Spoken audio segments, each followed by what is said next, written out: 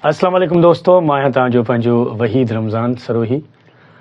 असांजे प्यारे दोस्त भाउ मुनीर घुमरे साहब जी हिकु तमामु ख़ूबसूरत शाइरी आहे, उहो मां सभिनी जे अॻियां पेश कयां थो। मूंखे तूं जो विसारी दे, मूंखे तूं जो विसारी दे, मुंहिंजी दुनिया उजाड़ी दे, मुंहिंजी दुनिया उजाड़ी दे। मूंखे तूं जो विसारी दे, मुंहिंजी दुनिया उजाड़ी दे, मुंहिंजी दुनिया उजाड़ी दे।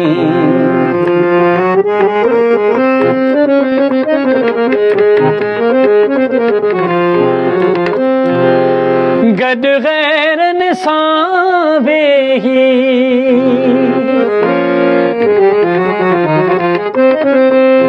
गॾु गैरनि सां वेही, गॾु गैरनि सां वेही, मूंखे भरमा उथारी दे, मूंखे भरमा उथारी दे, मुंहिंजी दुनिया उजाड़ी दे, मुंहिंजी दुनिया उजाड़ी दे।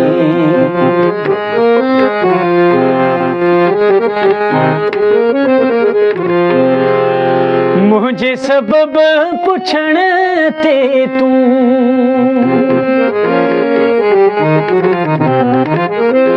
मुंहिंजे सबब पुछण ते तूं, मुंहिंजे सबब पुछण ते तूं, एॾी खार जो खाईंदे, एॾी खार जो खाईंदे, मुंहिंजी दुनिया उजाड़ी दे, मुंहिंजी दुनिया उजाड़ी दे।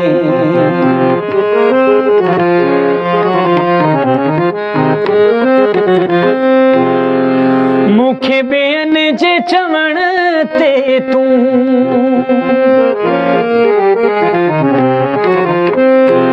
मूंखे ॿियनि जे चवण ते तूं, मूंखे ॿियनि जे चवण ते तूं, ईअं रोज़ रुआरी दे, ईअं रोज़ रुआरी दे, मुंहिंजी दुनिया उजाड़ी दे, मुंहिंजी दुनिया उजाड़ी दे।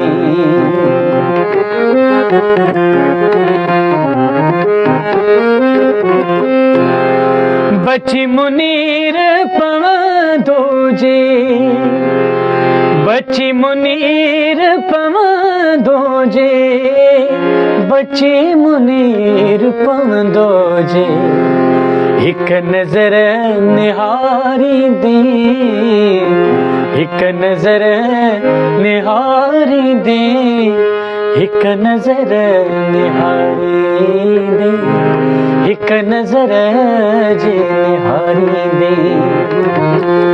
मूंखे तूं जो विसारी दे, मुंहिंजी दुनिया उजाड़ी दे, मुंहिंजी दुनिया उजाड़ी दे।